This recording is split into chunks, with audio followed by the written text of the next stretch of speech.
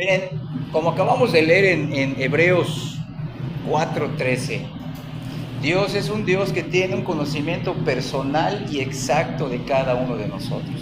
¿Qué quiere decir eso? Que Él nos conoce mejor de lo que nosotros nos conocemos a nosotros mismos. Todos nosotros creemos, no, yo me conozco bien, yo sé qué es lo que quiero, qué es lo que deseo, pero Dios nos conoce mejor de lo que nosotros podemos conocernos y entendernos. Esto significa que Él conoce, mira, escucha bien, cada pensamiento tuyo. Él sabe lo que pensaste hoy y está viendo lo que estás pensando ahorita. Él conoce cada emoción. Voy más profundo, Él conoce cada deseo, cada fantasía, cada anhelo, cada palabra, cada acto, cada intención y cada motivo nuestro. Nos conoce tan bien y conoce a todos de manera general, pero conoce a todos de manera específica. Eso significa la omnisciencia de Dios. Que Él conoce exactamente todo lo que estamos, repito, pensando, sintiendo, deseando, anhelando, diciendo, aún lo que no decimos, lo que sentimos, intenciones, motivos.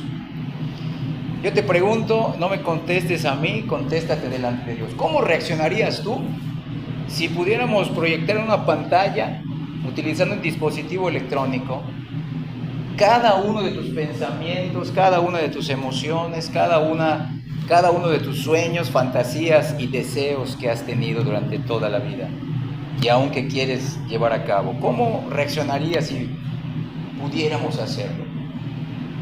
Yo estaría avergonzado, se los digo honestamente. Todos nosotros saldríamos corriendo de la iglesia y escucha bien, jamás volveríamos. ¿Por qué lo sé? ¿Soy profeta? No.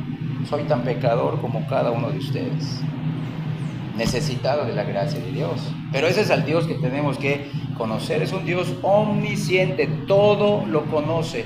Escucha bien, estamos hablando de un Dios personal. Esto hace a Dios personal. No es un Dios que está ahí en la nube, viendo, así, observando.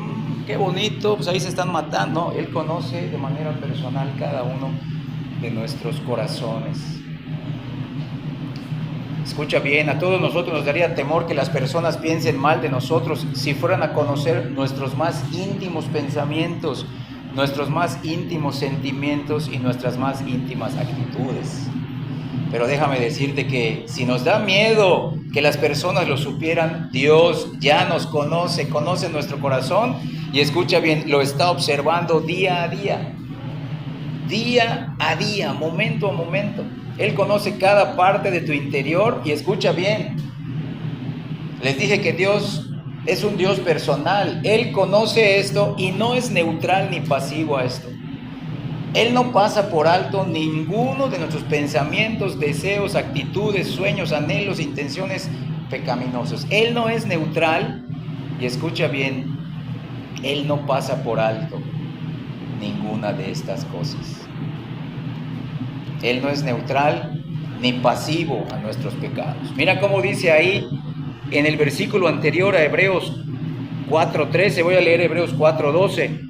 Porque la palabra de Dios, escucha bien, la palabra de Dios es viva y eficaz, mira, y más cortante que toda espada de dos filos, y penetra hasta partir el alma y el espíritu, vean, el alma y el espíritu, las coyunturas y los tuétanos, y discierne los pensamientos y las intenciones del corazón. Entonces, vean, la omnisciencia de Dios, ¿dónde la podemos conocer mejor? En la palabra de Dios. Claro, Dios es tan infinito que no puede ser conocido completamente en la Biblia, pero Él ha querido que lo conozcamos, lo que Él quiso que conozcamos lo dejó plasmado aquí, y Él nos conoce a través de su palabra.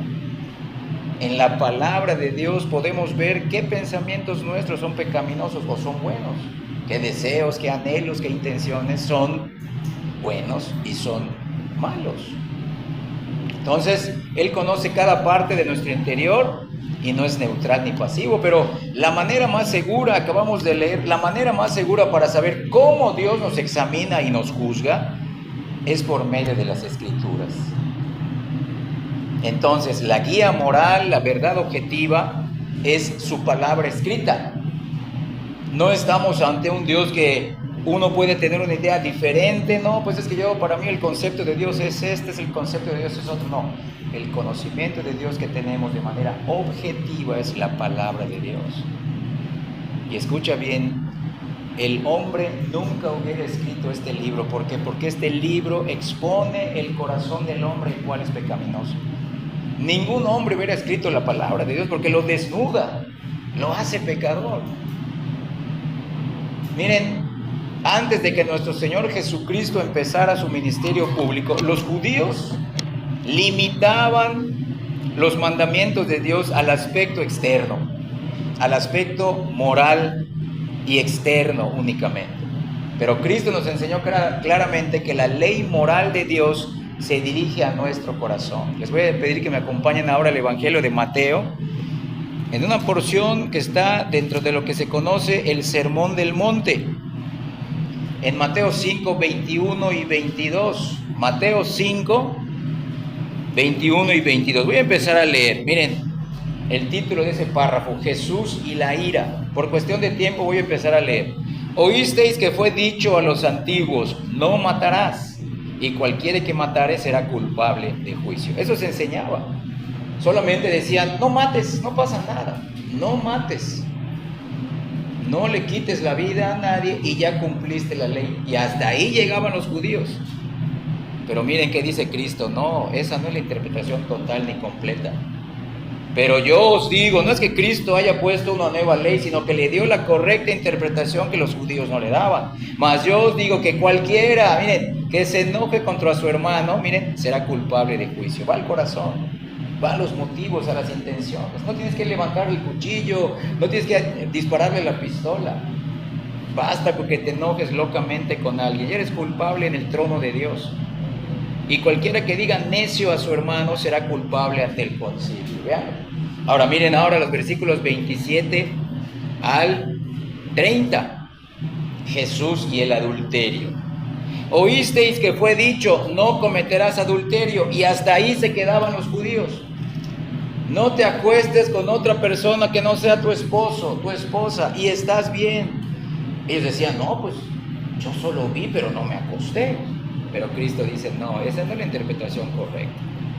La interpretación correcta de la palabra de ese Dios omnisciente es, pero yo os digo que cualquiera que mira a una mujer para codiciarla, mirar no es malo, desear sí, ya adulteró con ella en su corazón. Vean, por tanto, si tu ojo derecho te es ocasión de caer, sácalo y échalo de ti, pues mejor te es que se pierda uno de tus miembros, sino que todo tu cuerpo sea echado, ¿dónde? Al infierno. Versículo 30, y si tu mano derecha te es ocasión de caer, córtala y échala de ti, pues mejor te es que se pierda uno de tus miembros y no que todo tu cuerpo sea echado al infierno. Vean lo estricto que es este Dios. Y tiene que ser así. Porque si no fuera así, tú y yo ya nos hubiéramos burlado desde hace muchos años de ese Dios.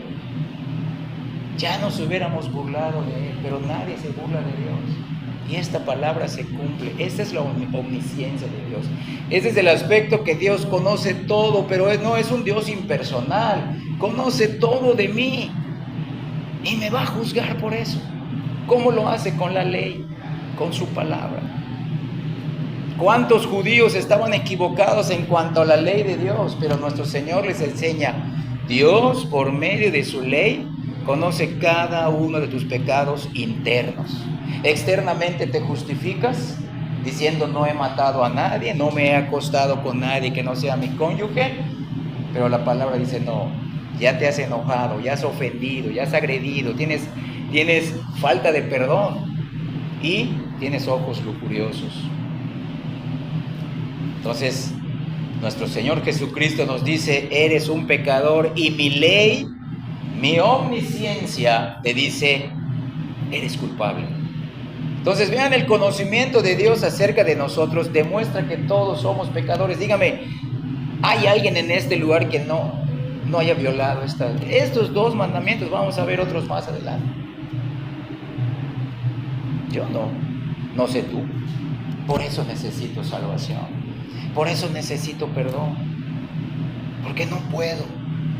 Y como vamos a ver, solamente hubo una persona que sí pudo. Y por medio de esa persona somos salvos. Confiando en Él. Confiando en Él. Entonces, a todos los demás los podemos engañar externamente. Tú puedes decir, este hermano es muy santo. Yo puedo ver en ti, mira qué jóvenes más dedicados, bien portados, bien sentaditos. Sí, pero podemos engañarnos externamente, como vemos aquí, en estos dos versículos de Jesús y la ira y Jesús el adulterio. Pero escucha bien, pero a Dios no lo podemos engañar porque Él nos conoce internamente. Él conoce lo más íntimo de nuestro ser. Repito, conoce nuestros motivos, nuestras inclinaciones y nuestras intenciones. Y eso nadie lo sabe. Solo tú y Dios. Observen entonces cómo Jesucristo usa la ley moral de Dios para descubrir el pecado interno aún de los más religiosos entre el pueblo judío. Ahí mismo en Mateo, vamos a Mateo 16. Vamos a leer los versículos del 19 al 24. Jesús, y aquí no lo dice, bueno, y el joven rico. Y ahí menciona otros mandamientos que este joven rico pensaba que sí los estaba cumpliendo externamente. Voy a empezar a leer rápidamente Mateo 16 del 19 del 16 al 24. Entonces vino uno y le dijo: Maestro bueno, ¿qué bien haré para tener la vida eterna? Él le dijo: ¿por qué me llamas bueno? Ninguno hay bueno, sino uno, Dios. Mas si quieres entrar en la vida, vean esa frase, no olviden esa frase. Si quieres entrar en la vida, ¿cuál vida? La vida eterna. Guarda los mandamientos. Es la promesa de la ley. Para tener vida eterna hay que guardar la ley, los mandamientos. Y le dijo: ¿cuáles? Y Jesús dijo: no matarás, no adulterarás. Ya vimos esos dos hace rato. Ahora agrega: no hurtarás, no dirás falso testimonio, honra a tu padre y a tu madre, y amarás a tu prójimo como a ti mismo. Véalo. Le puso los 6 últimos mandamientos de los que lo conocemos, los 10 mandamientos. Con respecto al hombre, a su padre, a su madre, con respecto al prójimo. El joven le dijo: todo esto lo he guardado desde mi juventud. Sí, pero ¿de qué manera? De manera externa. ¿Qué más me falta? Vean eso. Y muchos jóvenes podrían estar así. No, yo desde que nací, yo nací en una cuna evangélica. Mis papás son cristianos. Mi papá es pastor. ¿Qué me falta? Jesús le dijo: si quieres ser perfecto, anda, vende todo lo que tienes y dalo a los pobres y tendrás tesoro en el cielo, y ven y sígueme. Oyendo el joven esta palabra, se fue triste, miren, porque tenía muchas posesiones. Entonces no estaba dispuesto a hacer lo que le vino a preguntar a Cristo. Versículo 16, ¿qué tengo que hacer para tener vida eterna? Cristo se lo dijo y no lo hizo. Entonces, ¿qué amaba más esta persona? ¿A Cristo y su reino? ¿O a él mismo? Su corazón pecaminoso. Se fue triste porque tenía muchas posesiones. Versículos 23 y 24. Entonces Jesús dijo a sus discípulos: de cierto os digo que difícilmente entrará un rico en el reino de los cielos. Otra vez os digo que es más fácil pasar un camello por el ojo de una aguja que entrar un rico en el reino de Dios. No es que sean malas las riquezas, sino el amor a ellas nos hace ser pecaminosos ante Dios. El Señor Jesucristo conocía la codicia y la avaricia de este joven rico, y ese joven rico no lo conocía, pero Cristo usó la ley moral de Dios para mostrarle su corazón pecaminoso. Véanlo. De la misma manera están las personas como este joven rico, están autoengañados, pensando que son buenas personas y que no son pecadoras, diciendo: si Dios viera mi corazón, Él me daría una entrada directa al cielo. Y no es así. No es así, porque si así fuera, entonces ¿para qué necesitas tú a Cristo? ¿Para qué lo necesitas? Si tú mismo puedes obedecer a Dios, si tú mismo puedes hacerte digno, ¿para qué necesitarías a Cristo? Este joven rico religioso pensaba que se conocía bien, pero aprendió personalmente de Cristo que solo Dios conoce nuestros corazones. Y Dios nos muestra nuestro corazón pecaminoso, como les dije y leímos en Hebreos 4:12, precisamente con su palabra. Ahí podemos conocer a ese Dios omnisciente. Nadie conoce mejor nuestro interior que Dios y nos lo muestra con las Escrituras. Según los mandamientos de Dios, los que ya hemos leído ahí en Mateo 5 y Mateo 10 y 19, te pregunto, y no me contestes en voz alta, contéstate delante de Dios en tu conciencia. ¿Has ofendido verbalmente a alguien? ¿Te has enojado con alguien al punto de agredirlo física o verbalmente? ¿Has tenido pensamientos, deseos y miradas lujuriosas hacia alguien del sexo opuesto o de tu mismo sexo? ¿Has robado alguna vez? Lo que se condena no es la cantidad del dinero, sino el robo. Puede ser un peso, pero es robo. Robo es robo. ¿Has mentido? ¿Has desobedecido alguna vez a tus padres? ¿Has codiciado el dinero, los lujos y los placeres terrenales? ¿Puedes decir, yo soy inocente, autoengañado como ese joven rico? Miren, según Dios y su palabra, ¿cómo te consideras? Bueno, soy pecador, pero no, Dios te considera culpable y pecador.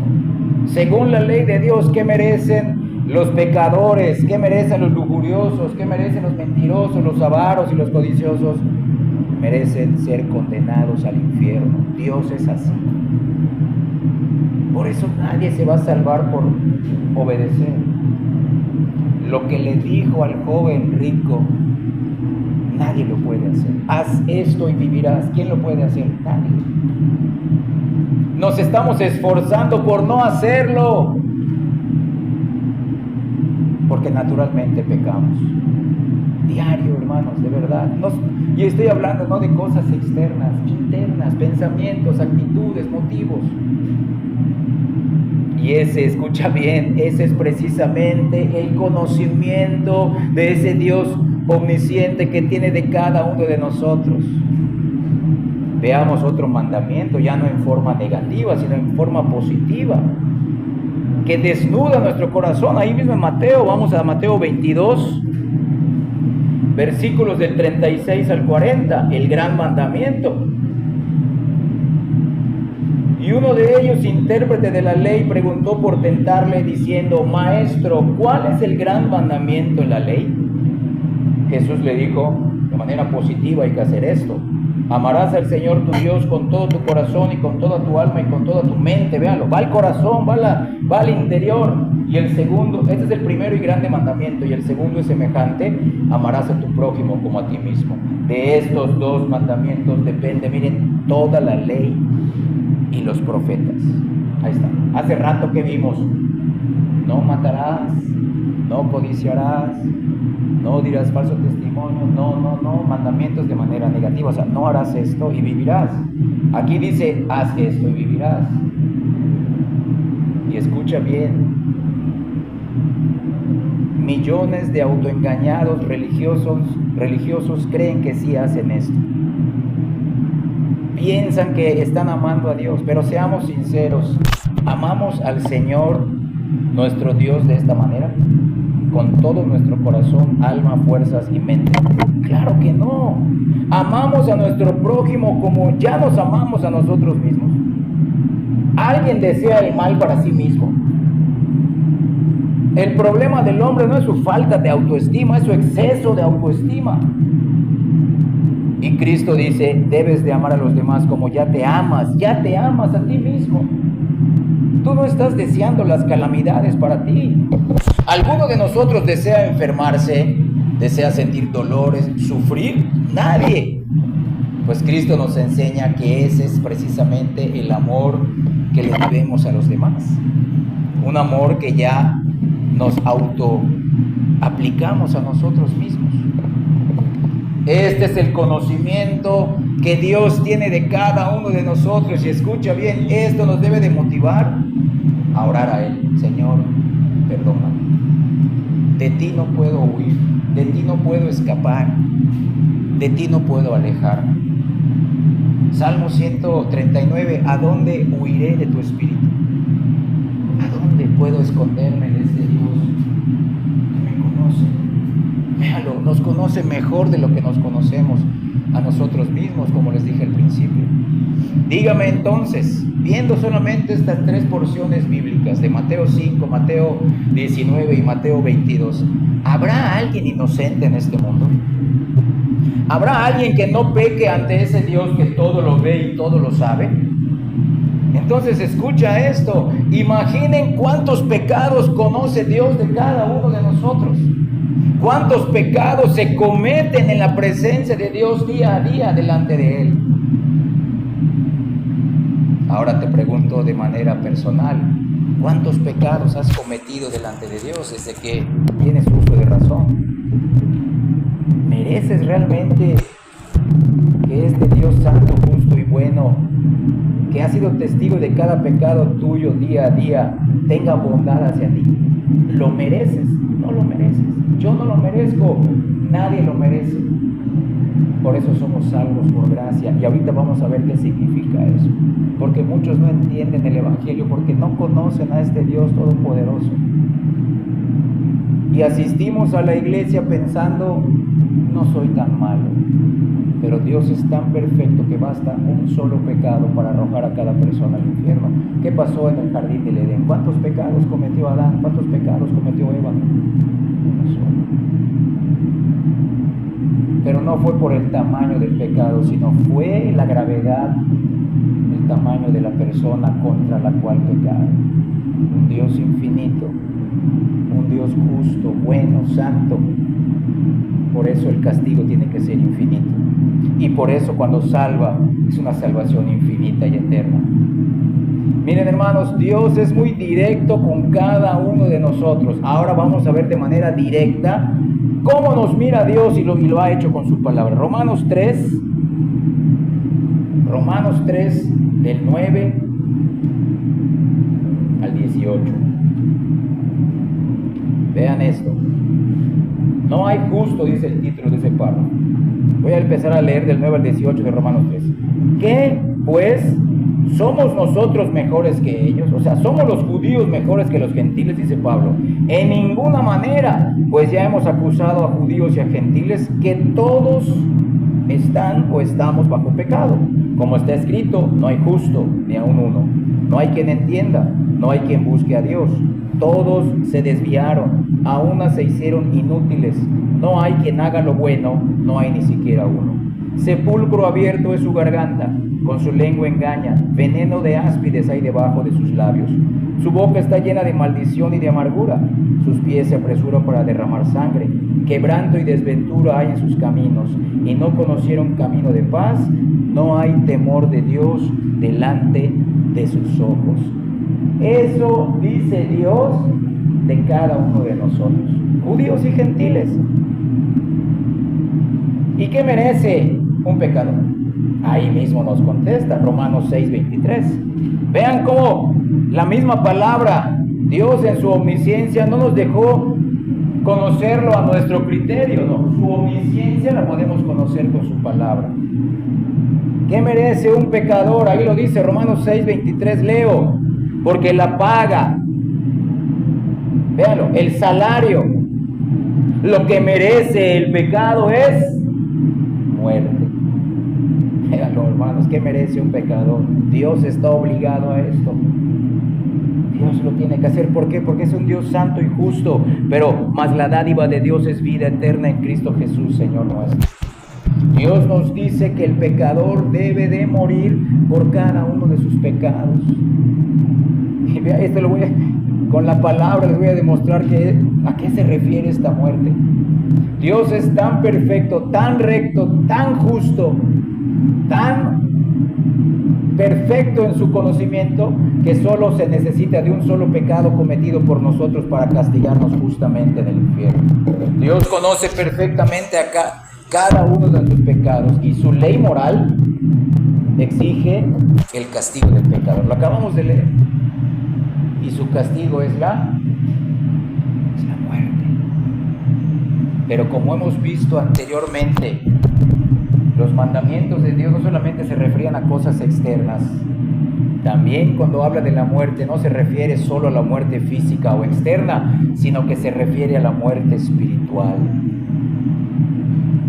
o interna. Y para que la ley se cumpla completamente, tiene que haber una obediencia perfecta y tiene que haber muerte, porque ya se quebrantó dicha ley. Es lo que nuestro Señor Jesucristo advertía constantemente a todos. Está en Lucas 13, del 1 al 5. Vamos rápidamente a Lucas, en el versículo 13, del 1 al 5. Evangelio de Lucas, capítulo 13. Del 1 al 5. Empiezo a leer. En este mismo tiempo estaban allí los galileos, cuya sangre Pilato había mezclado con los sacrificios de ellos. Respondiendo Jesús les dijo: ¿pensáis que estos galileos, porque padecieron tales cosas, eran más pecadores que todos los galileos? Os digo, no, antes si no os arrepentís, todos pereceréis igualmente. O aquellos 18 sobre los cuales cayó la torre en Siloé y los mató, ¿pensáis que erais más culpables que todos los hombres que habitan en Jerusalén? Os digo, no, antes si no os arrepentís, todos pereceréis igualmente. Jóvenes, ancianos, hombres, mujeres, ricos, pobres, famosos y no famosos. El que no se arrepiente va a morir. Por eso debemos de predicar los atributos de Dios, porque si no predicamos los atributos de Dios, como voy a empezar a presentarles ahora, las buenas noticias del Evangelio. ¿Pero por qué son buenas? Porque miren todo lo malo que ya tenemos. Las buenas noticias son buenas porque empiezan con malas. Todos estamos en una posición de muerte espiritual por nuestro pecado.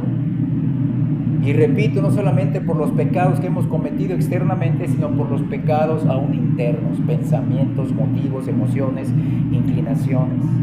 El pecado exige la muerte espiritual del pecador. Escucha bien, la muerte espiritual del pecador delante de Dios. Y escucha bien esto: si Dios no castigara el pecado, Él mismo sería injusto y mentiroso. Porque ¿qué le dijo a Adán? Como vamos a ver después en los otros temas, los otros días, si Dios lo permite. El día que comas de este fruto vas a morir. Y Dios no es como un papá humano que dice y no hace. Dios cuando dice algo lo cumple, sea bueno o sea malo, sea una bendición o sea una maldición. Y Adán pecó y la muerte tiene que suceder. Es la consecuencia natural del pecado. Si Dios no hiciera eso, Él mismo sería injusto. Vean ahora, estos atributos de Dios no están en conflicto en Él. En nosotros hay conflicto cuando se nos habla que tenemos que ser personas que tenemos que aborrecer el pecado y aparte tenemos que ser personas que amemos. Pero miren, en Dios no hay ese conflicto. Y esto está desde el Antiguo Testamento. Acompáñame a Éxodo 34, versículos 6 y 7. Empiezo a leer. Éxodo 34, 6 y 7. Bien. Y pasando Jehová por delante de él, por delante de Moisés, proclamó: Jehová, Jehová, fuerte, misericordioso y piadoso, tardo para la ira y grande en misericordia y verdad. Véanlo, hasta ahí está bien, qué buenos atributos, que guarda misericordia a millares, que perdona la iniquidad, la rebelión y el pecado. Perfecto, pero miren ahora, no, ahí termina. Que de ningún modo tendrá por inocente al malvado. Vean eso en el mismo versículo: perdón y condenación. Que visita la iniquidad de los padres sobre los hijos y sobre los hijos de los hijos hasta la tercera y cuarta generación. ¿Qué es esto? Que Dios es misericordioso, pero a la vez sigue siendo justo y recto. Entonces la pregunta que se contesta en el Evangelio, jóvenes, de verdad escuchen. Muchos asisten a la iglesia automáticamente, por obligación, por costumbre, pero escucha bien: ¿cómo puede Dios ser justo y a la vez misericordioso con los pecadores? ¿Cómo lo puede hacer? ¿Cómo puede salvar personas que merecen morir y merecen la muerte espiritual? Sin dejar de ser justo, sin ser el mismo injusto.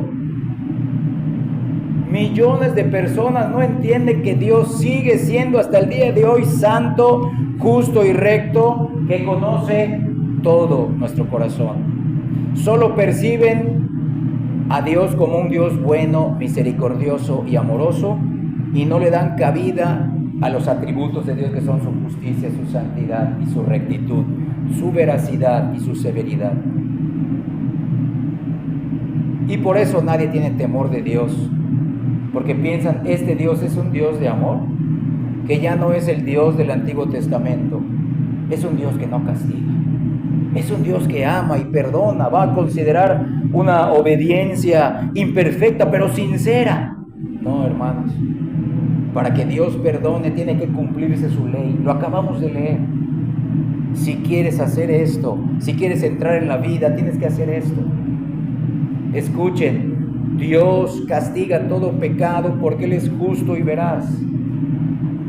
Escucha bien, el pecado de los elegidos fue castigado en la persona de Cristo.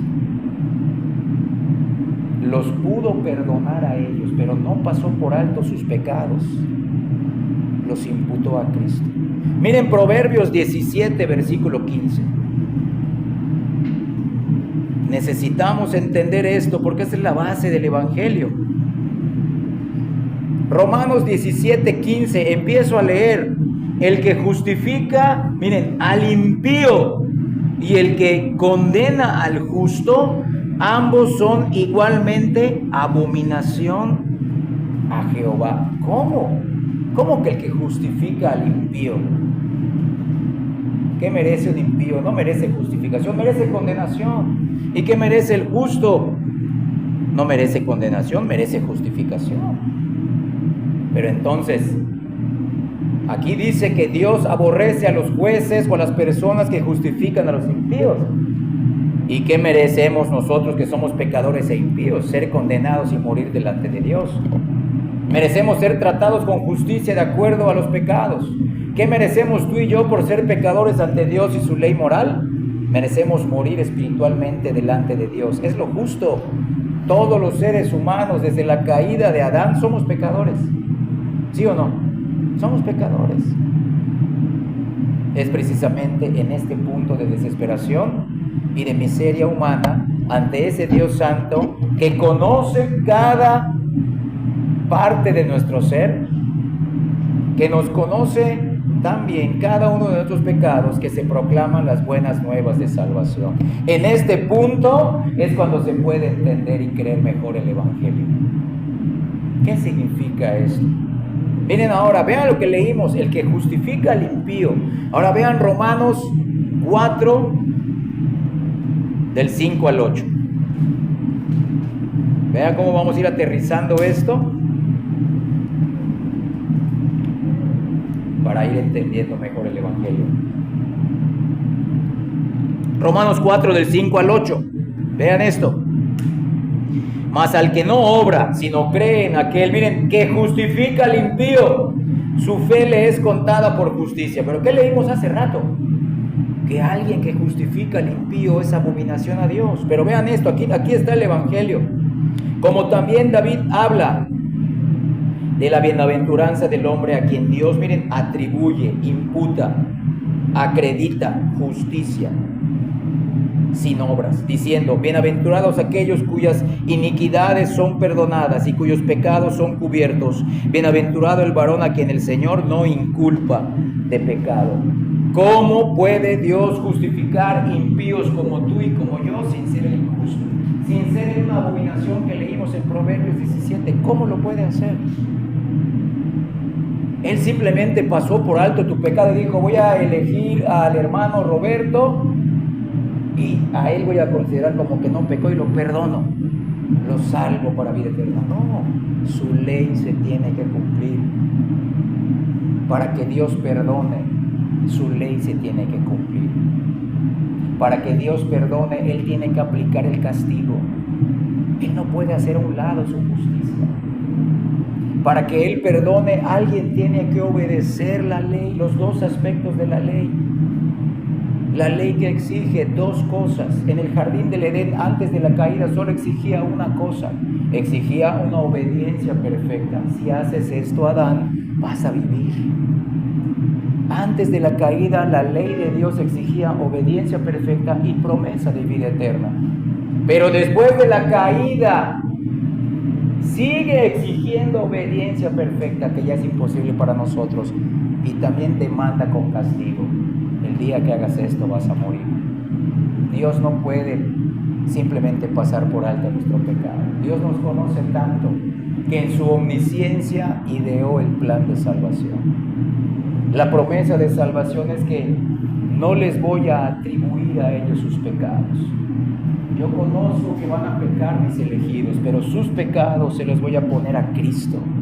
Y a ellos los voy a perdonar, pero los voy a castigar en Cristo. El segundo problema de la ley fue resuelto. La muerte que merecíamos, Cristo la experimentó. Pero no es suficiente. Alguien tiene que obedecer la ley como hombre. El Hijo de Dios se encarnó y obedeció la ley por ti y por mí. Y de esa manera, cuando Dios te perdona, es porque su justicia quedó satisfecha. De esa manera, Él ya puede justificar pecadores sin ser Él mismo injusto. Él castigó a Cristo en el lugar de los pecadores. Y la obediencia de Cristo se las atribuyó a ellos para que se los declarara justos. Es lo que leímos acá. Miren, versículo 5 de Romanos 4. Dios atribuye justicia sin obras, sin las obras de los pecadores, pero por las obras de Cristo. Y bienaventurados aquellos cuyas iniquidades son perdonados y cuyos pecados son cubiertos. Versículo 8. Bienaventurado el varón a quien el Señor no inculpa, no imputa su pecado. Dios vio los pecados, pero los puso en Cristo. Ese es el Evangelio. Nosotros no estamos siguiendo a un Dios bonachón como Santa Claus que estoy lleno de bondad. No, hermanos, Dios es justo y para perdonar su justicia tenía que ser satisfecha y Cristo la satisfizo. Entonces, vean cómo estamos contestando la pregunta: ¿cómo puede el Dios santo y justo, que conoce nuestros pecados, justificar impíos como nosotros sin llegar a ser él mismo injusto? Es decir, ¿cómo puede Dios perdonar pecadores que merecen su infierno sin llegar a ser él mismo una abominación? ¿Cómo puede seguir siendo santo y justo y perdonar nuestros pecados? Solo el Evangelio contesta este dilema doctrinal. Dios, en su infinita sabiduría, en su infinito conocimiento, solucionó el problema de nuestro pecado con respecto a su justicia y severidad. Él no hizo a un lado nuestro pecado. Escucha bien. Él no hizo a un lado nuestros pecados, ni actuó como si estos fueran poca cosa. Tampoco Él actuó como si nunca los hubiéramos cometido. Eso no significa el perdón de Dios. El perdón de Dios no significa que Dios hizo como que no pecaras. No, Él en su omnisciencia, que conoce todo, dijo: todos van a pecar en Adán. Desde Adán y su caída, ya nadie podrá obedecer.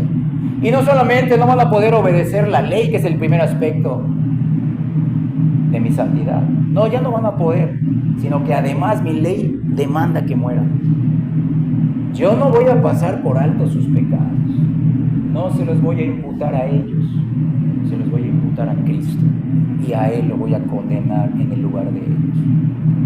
Él no pasa por alto el pecado de nadie, ni de los escogidos.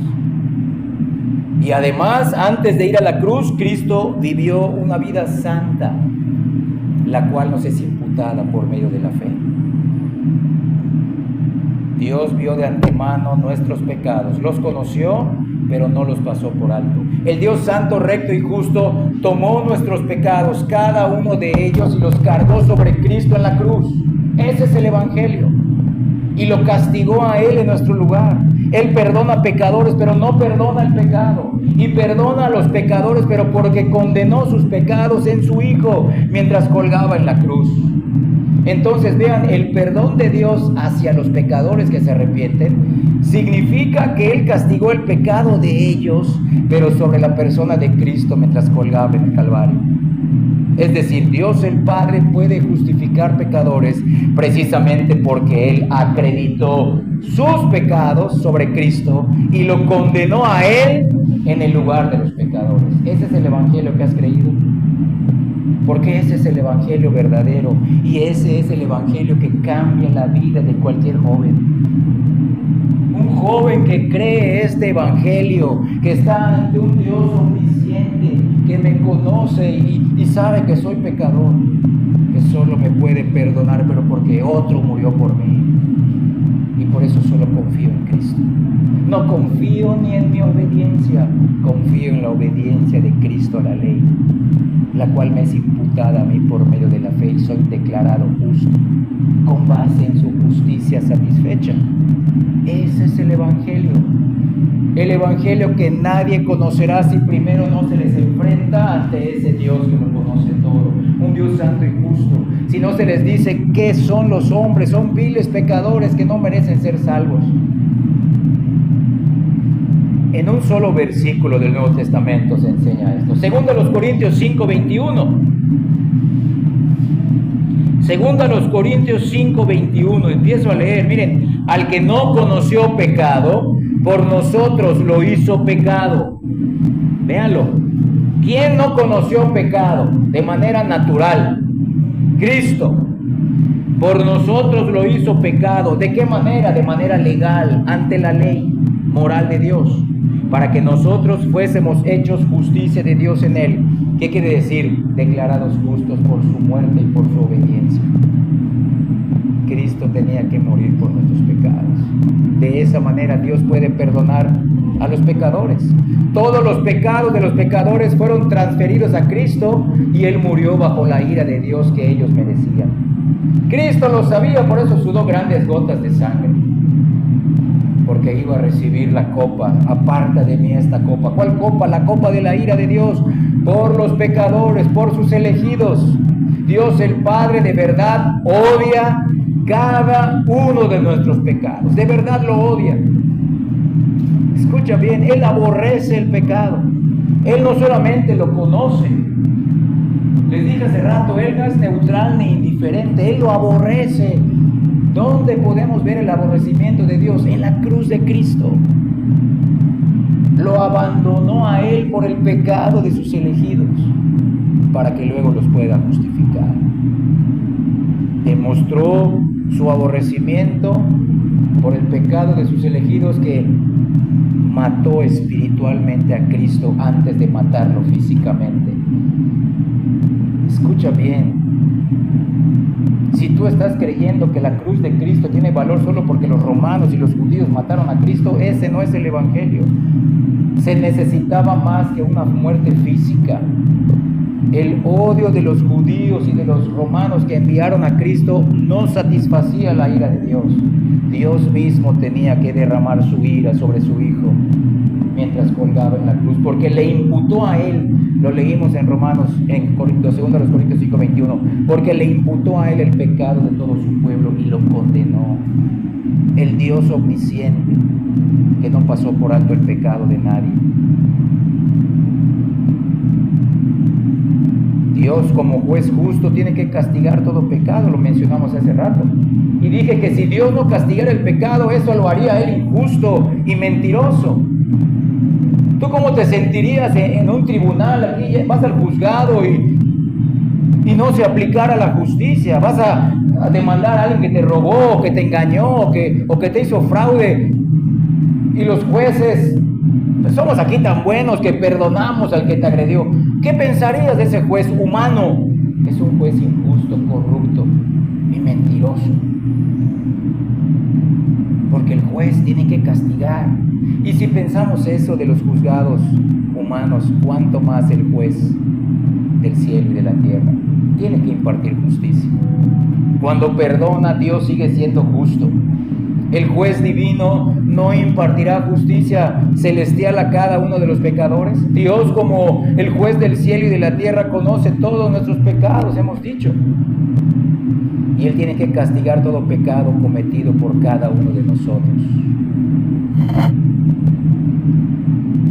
Pero sí, Dios se comprometió a castigar nuestros pecados, cada uno de ellos, pero en su Hijo amado decidió, planeó, conociendo el pecado de sus elegidos, Él planeó castigarlos, pero en Cristo, mientras colgaba inmóvil en esa horrible cruz. Miren la maravilla del Evangelio. Primera de Juan capítulo 4. Primera de Juan capítulo 4, versículos 9 y 10. Aquí está el Evangelio en estos dos versículos. Primera carta de Juan 4, 9 y 10. Empiezo a leer. En esto se mostró, véanlo, se mostró ya el amor de Dios para con nosotros, en que Dios envió a su Hijo unigénito al mundo para que vivamos por Él. Ese es el amor. No hay otra muestra del amor de Dios, es ese. Ahora vean, ¿en qué consiste el amor? No en que nosotros hayamos amado a Dios, sino en que Él nos amó a nosotros y envió a su Hijo en propiciación por nuestros pecados. ¿Tú sabes qué significa la palabra propiciación? Es un sacrificio que aplaca la ira de Dios. Ese es el Evangelio que debemos de creer. Como les dije, la ira de los romanos y de los judíos no aplacaba la ira de Dios. Él tenía que descargar toda su ira sobre el pecado, aún de sus elegidos. ¿Cómo lo hizo? Imputó, acreditó, puso el pecado de todos ellos en Cristo y ahí lo condenó a Él en lugar nuestro. Esa es la mayor muestra del amor de Dios. Un Dios que conoce nuestros pecados, no los pasó por alto. Decidió perdonarnos, pero porque Cristo murió por ellos. Qué maravillosa noticia del Evangelio. De esta manera, hermanos, entonces sí, Dios sigue siendo justo. Véanlo, Dios sigue siendo justo cuando perdona a los pecadores. Él ya puede justificar impíos, pero porque creen en la muerte de Cristo como su propia muerte. Cristo y su cruz, su muerte espiritual y física, aplacaron la ira de Dios que merecen los pecadores, porque todos sus pecados fueron puestos sobre Cristo y Él murió en lugar de ellos, satisfaciendo así la justicia de Dios que ellos merecían. Vean de qué manera Dios, que conoce nuestros pecados, el Dios omnisciente, no los pasa por alto, ni se hace de la vista gorda, ni los deja sin castigo. Y esto estaba profetizado desde el Antiguo Testamento. Vamos a Isaías capítulo 53. Los que no creen en la imputación, los que no creen en la transferencia, en la transacción de Cristo y su pueblo, aquí está. Isaías 53, versículo 6, empiezo a leer. Isaías 53, 6. Todos nosotros nos descarriamos como ovejas, cada cual se apartó por su camino. Miren la frase que sigue. Mas Jehová cargó en él, imputó en él, acreditó a él el pecado de todos nosotros. ¿De qué manera? De manera legal. No lo hizo naturalmente pecador, sino que lo declaró pecador por nosotros, los que creemos en Él.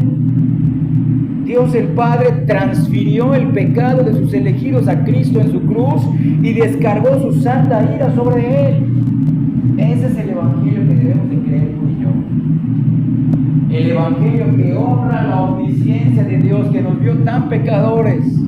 No pasó por alto nuestros pecados, sino que los agarró y se los puso a Cristo y derramó su ira sobre Él. Dios es santo y justo, bueno y amoroso.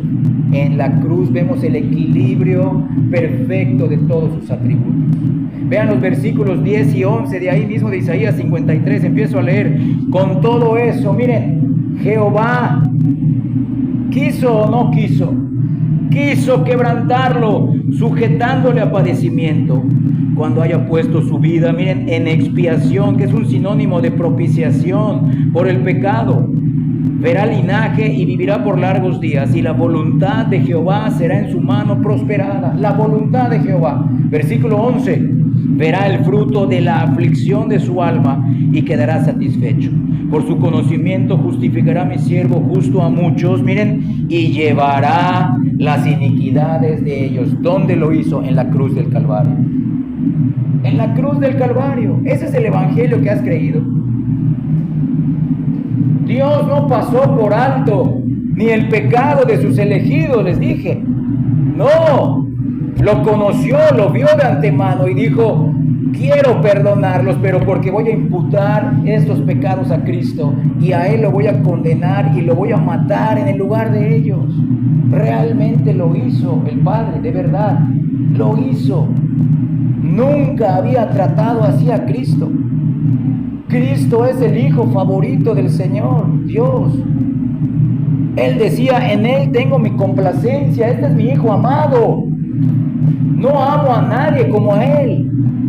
Y a Él lo voy a castigar, lo voy a condenar, lo voy a matar por ustedes. Porque mi justicia tiene que ser satisfecha. Este es el evangelio verdadero. Este es el evangelio que exalta a Dios, exalta la santidad y la justicia de Dios y a la vez exalta su amor y su bondad. ¿Qué pensarías, repito, de un juez que deje sin castigo a la persona que mató a tu papá, por ejemplo, a tu mamá, a tu hermano, a tu tío, a tu abuelo? ¿Qué pensarías de ese juez que lo deja libre? Que sería un juez injusto, incompetente y traidor. Porque un juez tiene que hacer justicia. Pues Dios es el Dios perfecto y tiene que hacer justicia. Y la hizo en la cruz del Calvario. Pero solo para aquellos que creen en Cristo. Millones de evangélicos jóvenes no han entendido adecuadamente el significado de la cruz de Cristo. Por eso su vida no cambia, aunque van a la iglesia. En la cruz de Cristo todos los pecados de los elegidos fueron condenados, porque Dios se ha comprometido a castigar todo pecado. Cristo murió por cada uno de ellos y ningún pecado de ellos quedó sin castigo. Por eso nosotros que creemos en Cristo podemos decir: mis pecados han sido perdonados. ¿Cuáles? Escucha bien, los pecados que ya cometí en el pasado, los que cometí hoy en el presente, y escucha bien, los que voy a cometer en el futuro, ya fueron castigados en Cristo si creo en Él. Todos mis pecados. ¡Qué maravilla de ese Dios omnisciente! Por eso me acerco a Él con gratitud y esto motiva a la oración para salvación, y una vez salvo, a la oración para tener comunión e intimidad con ese Dios que me ha perdonado en Cristo. Dios el Padre ahora nos puede perdonar, pero no porque pasó por alto nuestros pecados, sino porque los imputó a Cristo y lo mató a Él bajo su ardiente ira. Dios ha decidido condenar todo pecado humano. Dios ha decidido derramar su ira solamente en dos lugares. Uno, en la cruz del Calvario. Y dos, en el futuro, en el lago de fuego, que es el infierno potencializado. En la cruz del Calvario, Dios decidió castigar el pecado de los creyentes, y este castigo es por transferencia. Él nos perdona, sí, pero porque otro murió por nosotros. Él no perdonó nuestro pecado, nos perdonó a nosotros, pero porque nuestros pecados los condenó a Cristo. Ese fue un lugar donde derramó su ira. Pero el otro lugar es en el lago de fuego, en el cual Dios ha decidido castigar los pecados de aquellos que no se arrepientan de todos sus pecados, ni crean en el Señor Jesucristo para salvación. Y ese castigo no será por transferencia, será de manera personal, y de ahí nadie saldrá. De ahí nadie saldrá. Tú has creído en este evangelio, has creído en Cristo. Este castigo futuro será eterno, será aplicado y sufrido personalmente por cada pecador no arrepentido, sea joven o sea adulto o sea anciano. Miren estas preguntas. ¿Tú te das cuenta de que eres pecador? Ya este Dios omnisciente, que no es ajeno, sino que es personal, hemos usado su palabra brevemente, te ha mostrado, ¿te das cuenta que eres pecador? Dios, el Espíritu Santo, te ha convencido de que eres pecador. Ahora puedes ver mejor que Dios conoce todos tus pecados, ese Dios omnisciente? ¿Reconoces que mereces morir eternamente en el infierno eterno? ¿Puedes ver que no puedes escapar de la omnisciencia de Dios en ningún lugar? No, nadie te va a salvar, ni el pastor, ni tu papá, ni tu mamá. No, es algo personal. Tú tienes que reconciliarte con Dios con arrepentimiento de pecados y fe en Cristo. ¿Crees ahora que todos los pecados que Dios ve que cometes día a día merecen ser castigados por su justicia y veracidad? ¿Que si Él no lo hiciera, Él sería injusto? Como les dije, entonces esto nos debe de motivar a clamar a Dios por su perdón y salvación. Entonces, si tú te has visto como un pecador hoy y no has ido a Cristo, ve a Cristo y cree en su cruz, cree en su muerte. Él murió por pecadores viles. Cree que Él cargó con tus pecados y murió la muerte que merecías. Cristo llevó tus pecados. Cristo fue abandonado por Dios de verdad, precisamente por nuestros pecados. El abandono de Dios hacia Cristo, su desamparo, ¿sabes qué significó? La muerte espiritual. Cuando Cristo dijo, Padre mío, estaba vivo físicamente, ¿por qué me has desamparado? El desamparo de Dios es la muerte espiritual, es participar de su presencia desfavorable. Su muerte fue tanto espiritual y física debido al pecado de su pueblo. Entonces, Dios conoce tus pecados si no has ido a Cristo y los va a castigar. Él te tiene que castigar, Él es justo y santo. Si no te arrepientes de ellos, si no los dejas, si no crees en Cristo para el perdón de tus pecados, Dios te va a condenar eternamente en el infierno. Él está comprometido con su palabra. Él es omnisciente, pero Él es recto, justo y santo. Él va a tratar contigo justamente por todos tus pecados. Nadie va a recibir injusticia de Dios. Pero si reconoces que eres pecador, que Dios te conoce, que ve todos tus pecados y te arrepientes de verdad y acudes a Cristo, hoy Dios te perdona. Te perdona sinceramente porque has creído en la muerte de Cristo en tu lugar. Porque crees que tú debías colgar en esa cruz. Porque crees que su muerte es tu muerte por tus pecados. Que ahora disfrutas el perdón de Dios, pero no porque los pasó por alto, sino porque los puso en Cristo y prefirió condenarlo a Él que a ti.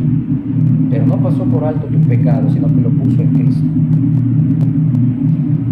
Él te perdona sinceramente si has creído en la muerte de Cristo en tu lugar. No hay otra salida para quitar nuestra culpa ante Dios que creer en esta muerte de Cristo.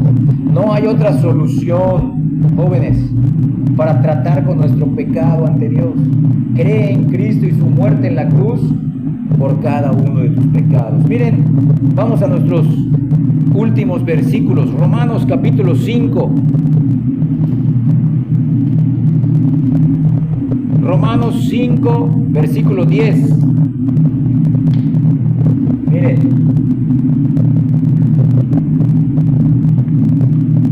porque si siendo enemigos, ¿desde cuándo? Desde la caída del Edén, éramos enemigos de Dios, fuimos reconciliados con Dios, miren, por la muerte de su Hijo, mucho más ahora, estando reconciliados, seremos salvos por su vida, por la vida eterna de Cristo al momento de resucitar.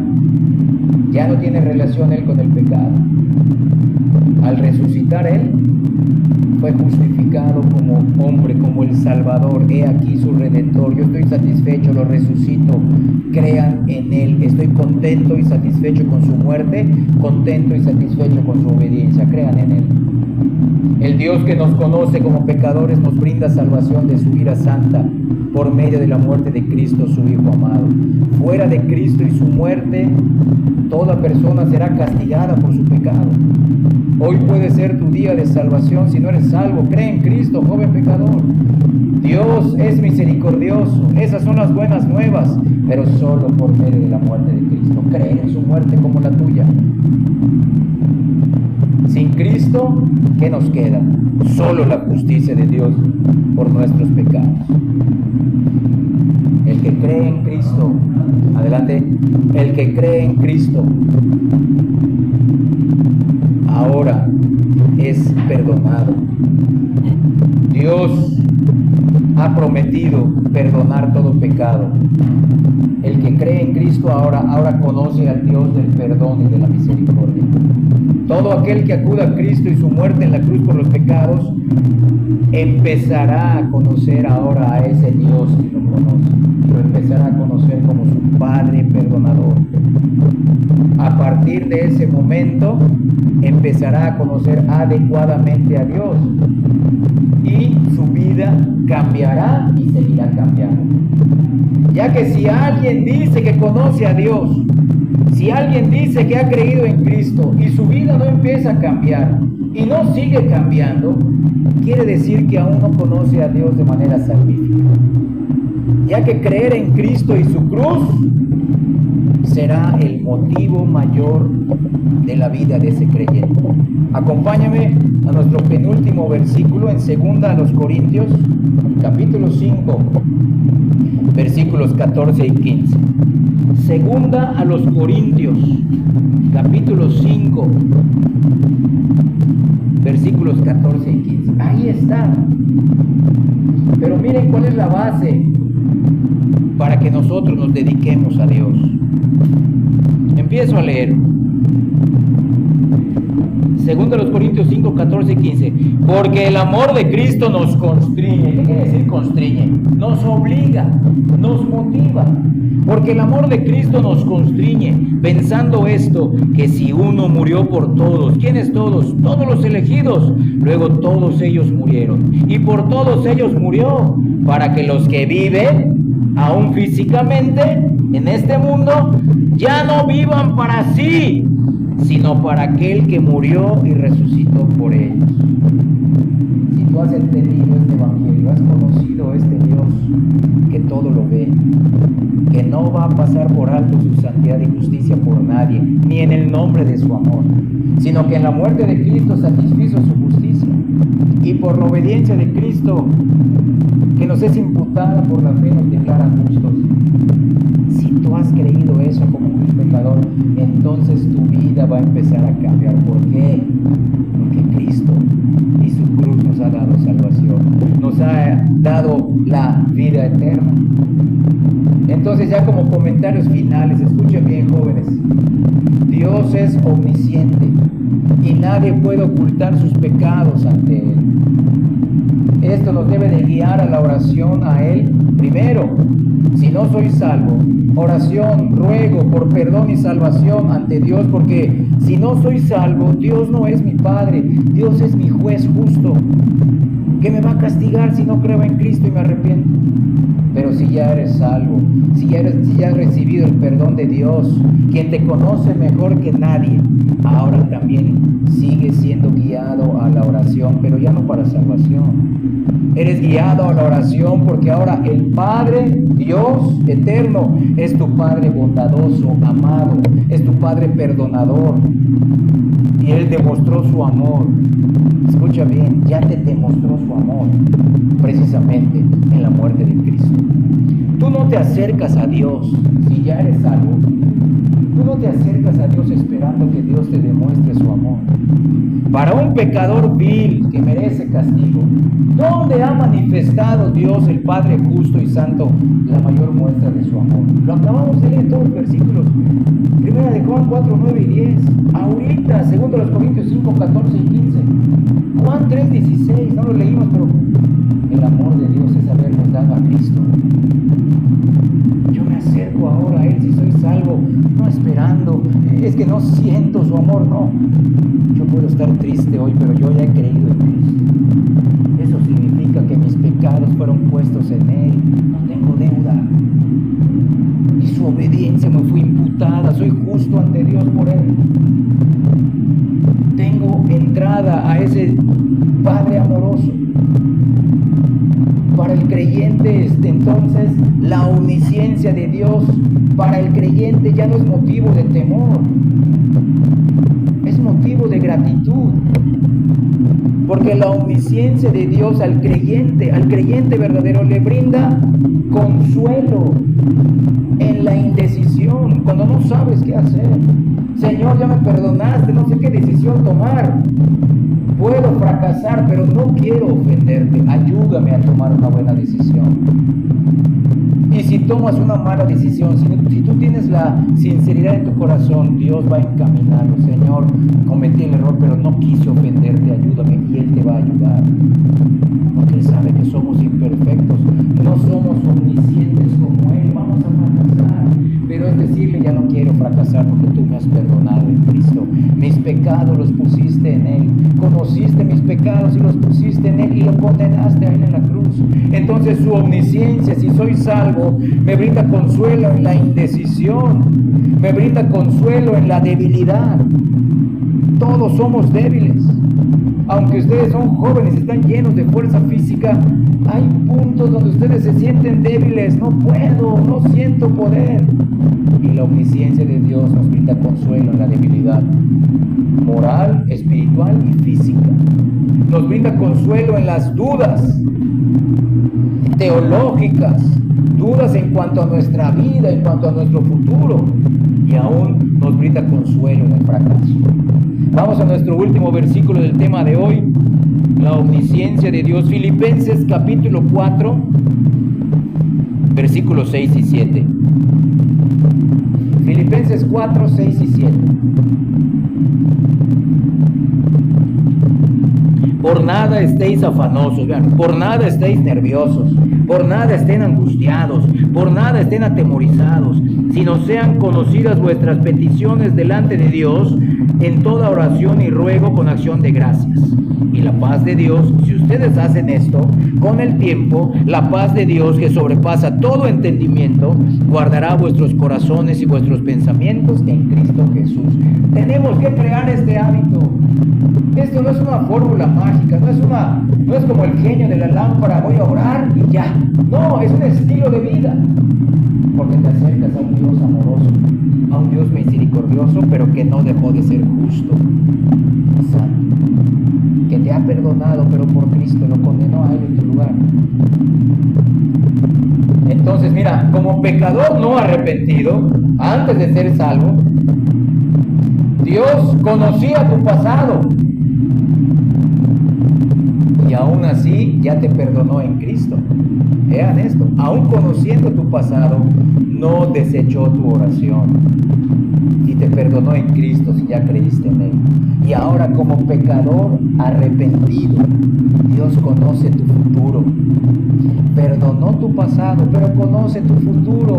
Y ese futuro depende completamente de Dios. Porque ese futuro, escucha bien, no es algo incierto para Dios. Dios no conoce el futuro porque solamente lo puede ver, sino porque lo ha determinado. Y va a suceder lo que ha determinado. Él conoce nuestro futuro de manera personal porque todo nuestro futuro está conectado a su propósito eterno. Y Dios llevará a cabo lo que ya planeó. Entonces la omnisciencia de Dios, con el tiempo, conocerlo nos da seguridad en Él. Podemos tener esa seguridad solo por medio de su palabra.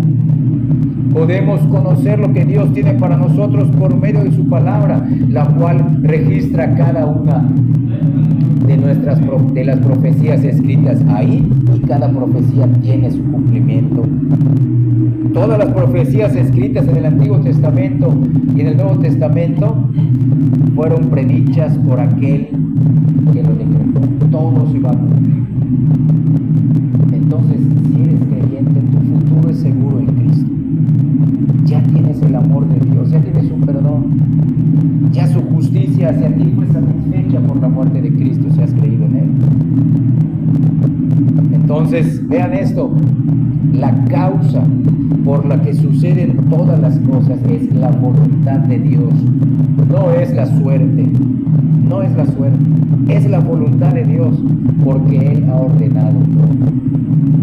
Ya para terminar, todo lo que hemos dicho acerca del perdón de Dios es para pecadores arrepentidos que han creído solo en Cristo. No es para todo el mundo esto. Debe de ser proclamado para todo el mundo, pero no todo el mundo va a creer. Desgraciadamente así es. estas promesas de la omnisciencia de Dios a nuestro favor, que a pesar de que nos conocía tanto y decidió perdonarnos en Cristo, es solamente para aquellos que creen en Cristo. Si eres salvo, la omnisciencia de Dios te debe llenar de asombro, te debe de llenar de temor de Dios, te debe de llenar de adoración hacia Él y te debe de llenar de querer tener más conocimiento e intimidad con Él, porque nadie te ama más que ese Dios perfecto, que ese Dios omnisciente, que todo lo sabe de ti y a pesar de cómo eres, decidió perdonarte en Cristo. Él conoce los pensamientos y las intenciones del corazón de los creyentes. Él no desechó tu oración por salvación cuando estabas perdido. Créeme que tampoco desecha tu oración que le rindes como su hijo en Cristo. Pero escucha bien, ¿qué tanto quieres conocer a este bendito Dios omnisciente? ¿Qué tanto quieres conocer? Y número 2, ¿qué haces al respecto para llevarlo a cabo? ¿Quieres conocer a este Dios que te ha perdonado? Esto que has oído, Dios, un poco más acerca del conocimiento de Dios, ¿te impulsa a querer conocer más a ese Dios omnisciente? Ok, perfecto. Que no quede ahí. ¿Qué estás haciendo? Los medios de gracia, la oración, la lectura, el congregar en una iglesia, en obedecerlo a Él, en seguir su palabra, tener intimidad y gratitud con el Señor que murió por mí y resucitó por mí. Que este Dios omnisciente nos guíe a conocerlo mejor para su gloria y para su honra. Dios bendiga su palabra.